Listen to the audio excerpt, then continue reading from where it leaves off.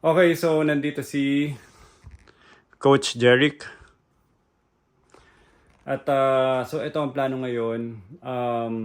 Same thing, dadapa, heat pad, tsaka yung TENS machine, yung parang kinukuryente ka. Stretching sa dulo, and then ang finale ay maglo-loaded squats. So hindi lang squats, maglo-loaded squats. Stairs din, loaded stairs. Loaded stairs. Akit ako sa stairs, loaded stairs. Grabe puro buzzer beater na to. So mangyari, grabe hindi ako makapaniwala. 4 days ago, talagang wasak yung likuran ko. Tumunog talaga, may bumigay. Nakahiga ako sa sobrang sakit. Tapos ngayon, on the 4th day, may laban ako makasama, obviously. Pero more importantly, yung recovery, hindi ako makapaniwala na pwede pala na makarecover ng ganun kabilis. Going active lang agad, proper healing, pero hindi, wag i-baby. Talagang ilaban mo na kagad yung muscle mo kasi yung blood flow mas mabilis. Tsaka yung utak din, no, coach, na sasabihin niya doon sa ibang body part magtrabaho kayo. Rather than before, tamad yung ibang body part, binibigay lang kay spine yung trabaho the whole, yung mga twist, tsaka yung di ba? Ay, yung fear niya. Tsaka tanggalin yung fear niya. So, ang finale mamaya, loaded squats. Tignan natin. So, kung saan ako na-injure, doon ako ibabalik agad ni Coach Jeric on the 4th day. Loaded squats, tsaka loaded stairs. Tignan natin mamaya. Pero for now, relax muna dito. Higa. Ito na, road to recovery ulit. Si Coach Jeric. Sisiguraduhin niyang mapagpag niya lahat ng sakit. Ito na ulit, road to recovery.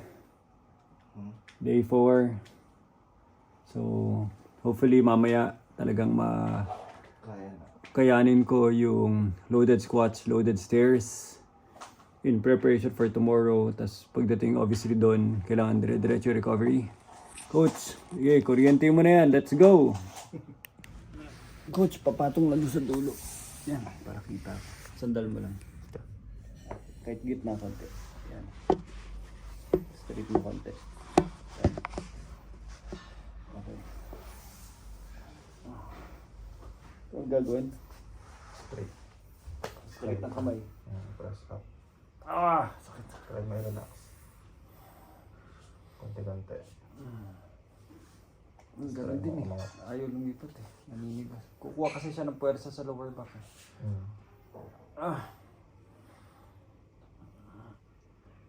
Pupunta siya sa lower back eh. Yung pain. May pain doon? O tightness?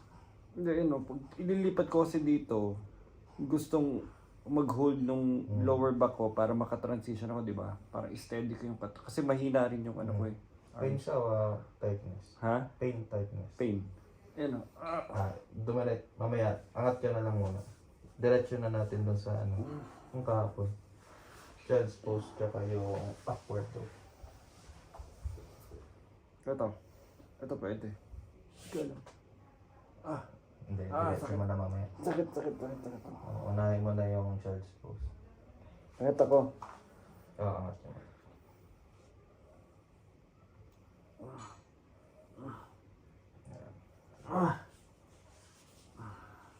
Mag-hold ka ng tig 10 seconds Tapos 10 times natin.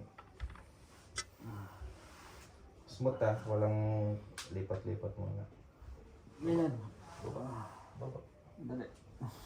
Basta pag nandun ka sa end range, 10 seconds. Okay? Wala.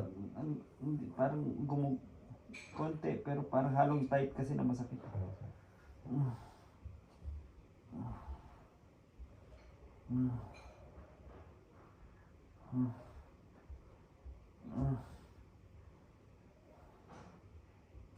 Okay, pag nakasettle, 10 seconds.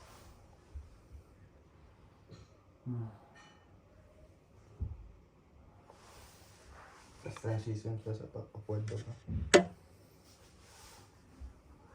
Tapos, kata? Upward dog.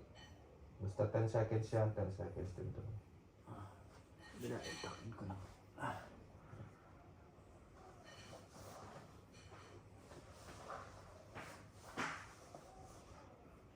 Tapos, Upward dog. ay yung i-stretch. Stretch. Try mo lang i-relax lang yung likod.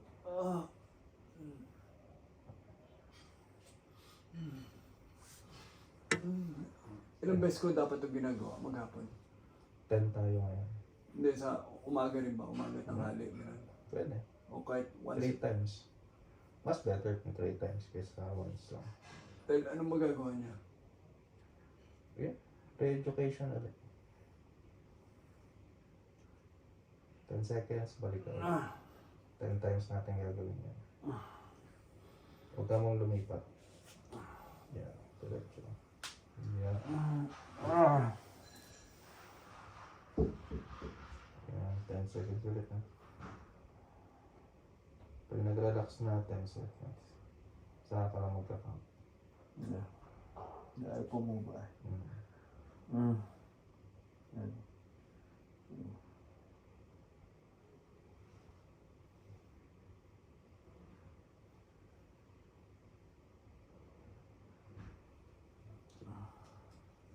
Ba't kailangan mag-relax?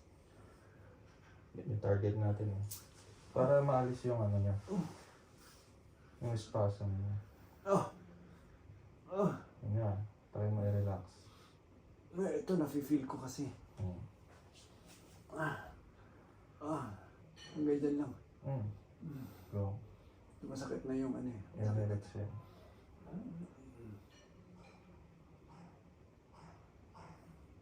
Tapos, count ka ng 10 ulit, balik. Pa-stop naman ako ng video. Pwede ako ng konti.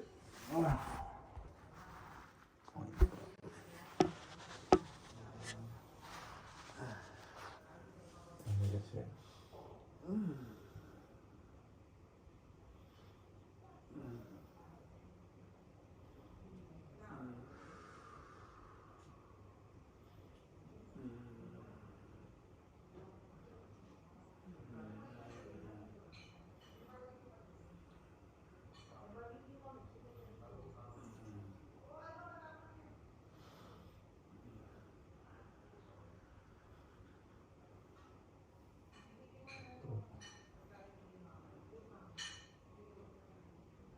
Totoo yung sinabi mo, yung utak lang yung nagpipigil.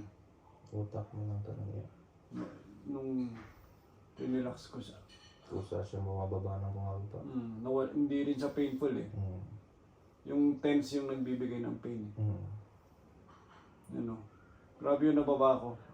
Akala ko kaya hindi ko na mababa dahil masakit. Yung susunod na ng masakit. Pero yun o. Yan yung tinatarget natin. Nagre-relearn lang tayo. Na maisip ng brain mo na ano, na walang pain dyan sa position na yun. Grabe, akala ko nga may pain yung, di ako pinipigilan ko kanina. Akala ko susunod na nun, mabubutas na yun ako. Akala ko susunod na nun, parang pasakit na ng pasakit. Na ano ko, Yun yung muscle guarding. kada sunod na baba, wala namang sumusunod na pain. 5 more, 5 pa.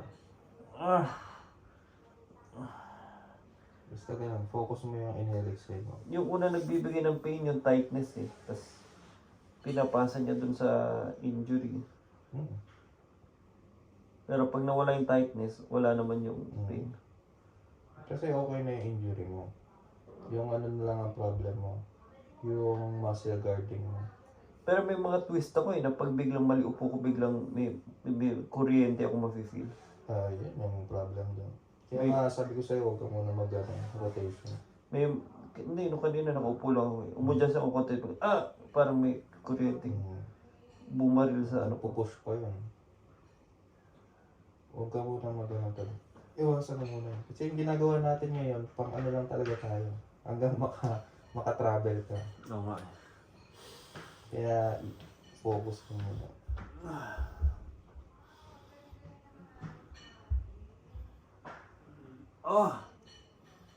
Exhale. Walang pain dyan.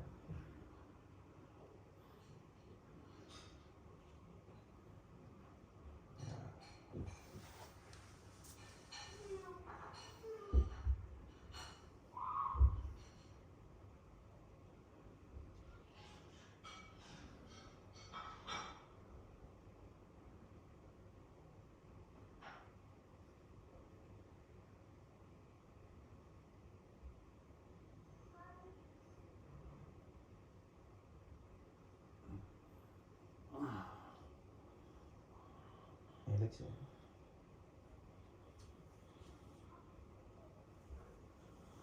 Sits.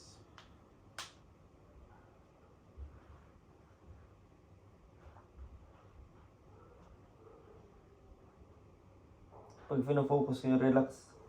Mm. Ano siya, yun yung kumukontre.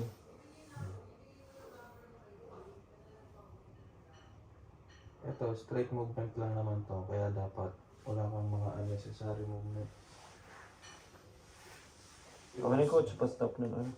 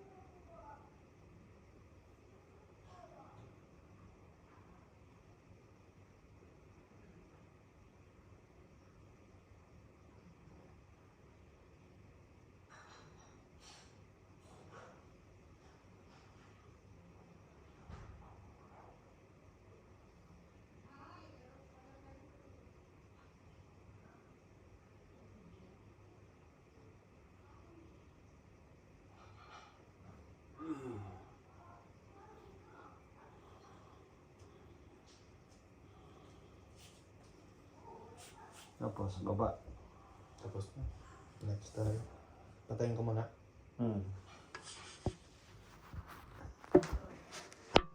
Ganyan, hold ka lang. Hanggang tayo mo.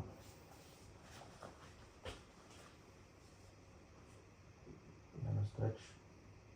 Glutes hanggang low back. Yung kaliwa ko, kailangan ko i-stretch. Straight lang yan. Tapos tayo na mag-relax lang ulit. Tapos, 30, kabila. Take 5 times yun. Relax. feel ka ano eh, kung magta-tight yung ano ko eh.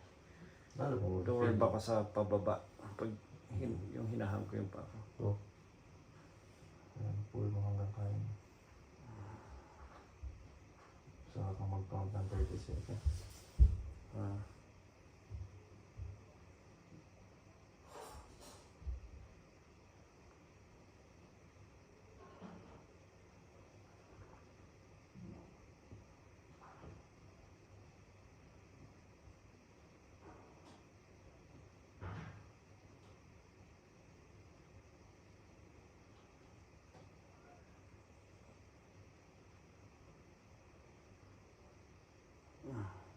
One. Hmm? 5 times tayo. Hindi, yung pangalan ko. Ito pala yung pang 1. Hindi ko narinig yung 30 seconds eh. Yeah, ito yung one. Ito yung pang kompleto ng 1. Sige.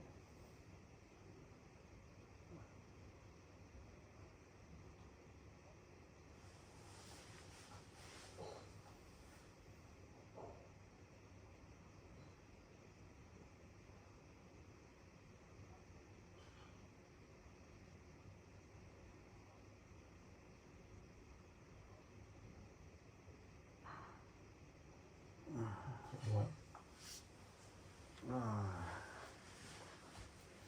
Yung paghang ng paa eh. Nafe-feel ko pa siya. Mas nasa kanan siya eh, kaysa sa kaliwa. Yeah.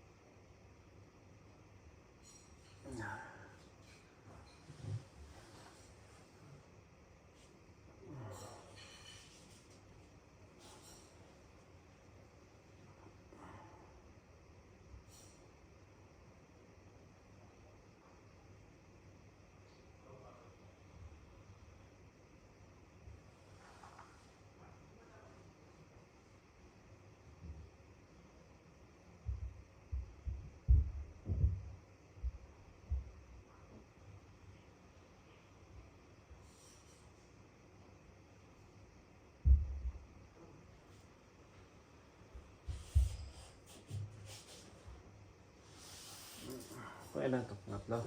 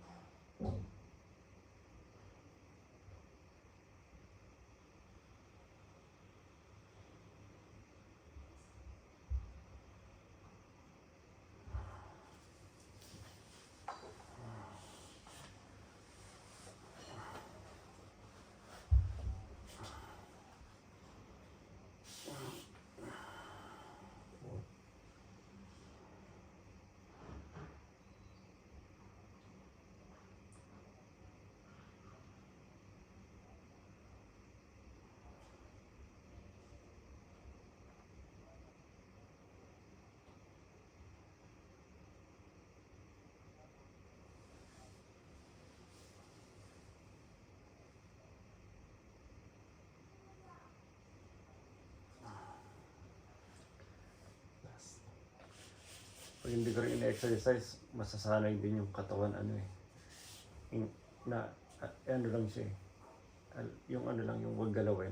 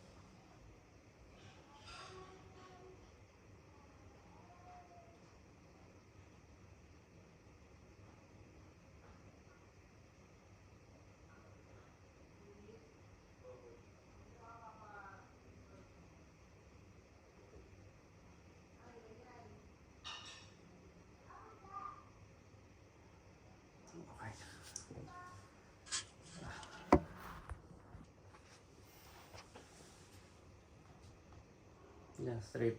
Straight. Pero matagal. Wala ko na pag slowly lang, tapos 10 times. Straight. Walang pain. Slowly.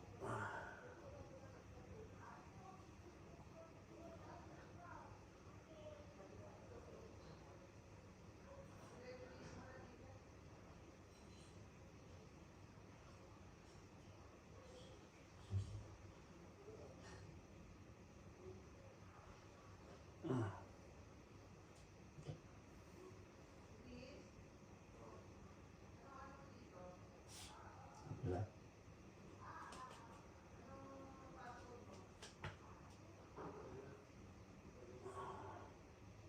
Wala pain. Wala.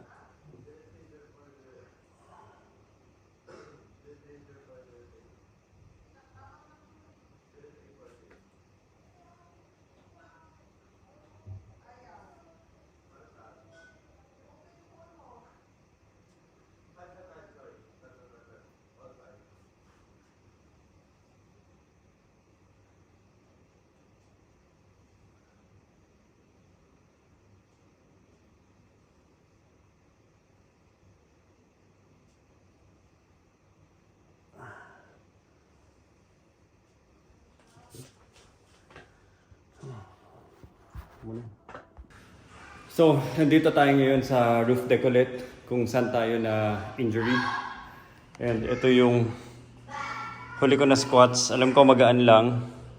Pero hinagis ko na siya. Yan o. Hinagis ko na siya nung pumutok na tong likuran ko. Hinagis ko na siya dyan. At yan na yung huli na scene of the crime na itsura niya. So ito si coach. Magbibigay ng panibagong sakit sa katawan. Pantay. Shoulder. Pantay. Stairs tayo. Ano pala eh. Ready ni hagdanan eh. Dulo, tapos pagdating sa akin, switch. So, okay.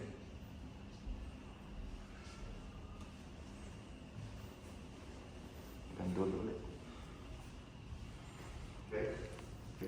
By the way, huwag niyo pansinin yung mga ilaw kasi under renovation dapat eh. Anyway, ito na. Magsusuitcase. Ganyan nakabigat? Okay. Lakad lang.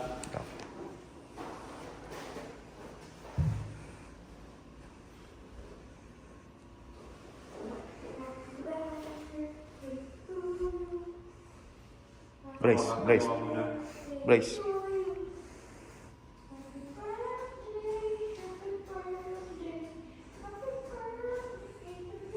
Katatabi nga. Tapos, ikot. Malakas siya. Malakas ako yan. Lumakas na rin yung core ko sa kakalaban araw-araw. Good.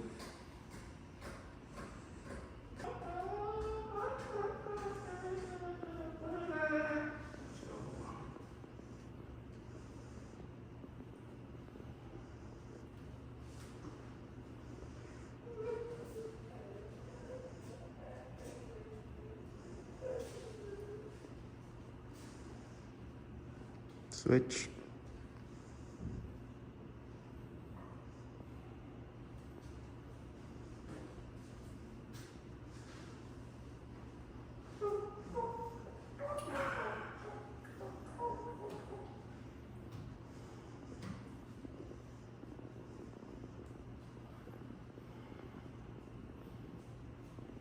Ito na. Ano susunod? Squats tayo. Ito na ang paghuhukom. Talagang hindi pa tayo talaga natuto at na-trauma. Ibabalik tayo ni coach kung saan tayo nanggaling. Sige. Ay, nako. Grabe, 4 days ago, sabog yung likuran ko. Tapos ngayon, papasquats muna ako. Sige. Miracle na to.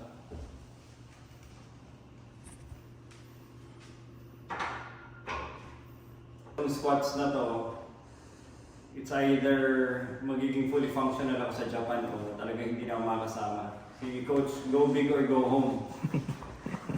Hindi pwedeng hindi pwedeng kalahating squats daw to, the squats. Full tayo, full. Basti, usog mo muna. Usog mo siya.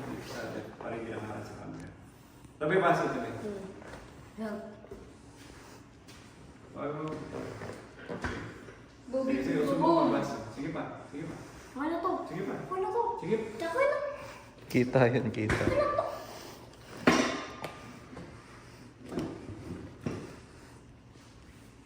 Kita pa rin. Usog mo, basti. Usog. Yan. Hindi kasi uupo siya eh. I-flat mo na, basti. Ano to? I-flat mo na, uupo Ano? ka. Okay, so first attempt. Ilan to? Isa lang? 5. 5? Pero isa muna. Focus ka, isa-isa. Focus sa isa. Parang malalim. Itaas ko pa kaya. Pwede. Pause ko muna ulit. Okay, brace. Okay. Brace, hinge, to squat.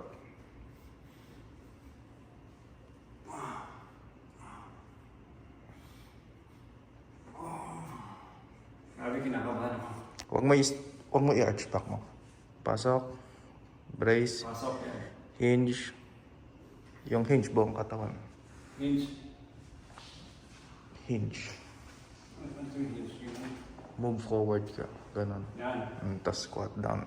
Maintain mo na. Up. Pain wala.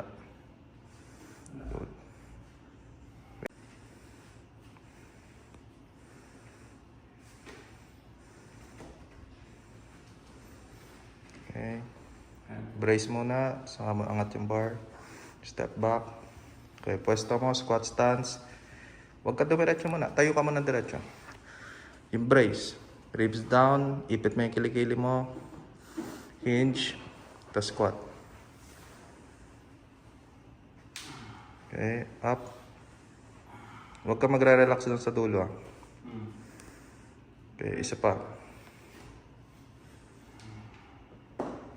Up. Grabe. Wala akong feel na pain eh. Mastig.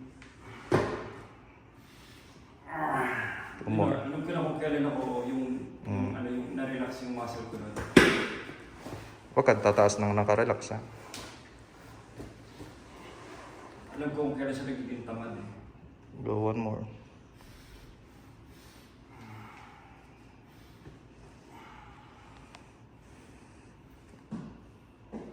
Focus ha. Huwag kang dumiretso. Tayo ka muna.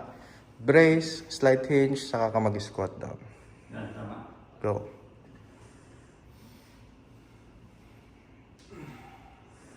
Brace. Push mo yung legs mo lang. Yan, feel ko.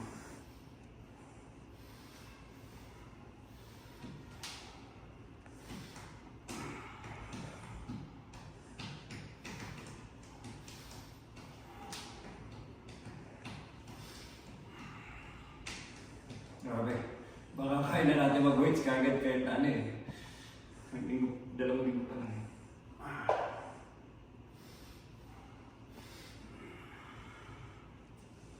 One more.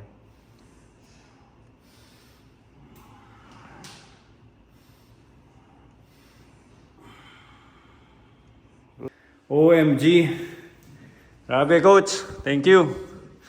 Grabe, laki ng utang ko kay coach. Grabe, pinag-squash niya ako. 4 days ago, sabog yung likod ko, wasak, durog. Hindi ko alam kung ano nangyari, pero napasquats niya ako. Zero pain. Zero pain siya, and natutunan ko ano yung proper na weightlifting, yung timing, yung technique, tsaka yung mindset. So, mukhang si Nicole, pagbubuhatin ako kay Alba tsaka ng mga maleta bukas. Akala ko functional, mukhang maraming ihahagis na maleta sa akin si Nicole. Galing, coach! Thank you, bro. Praise the Lord.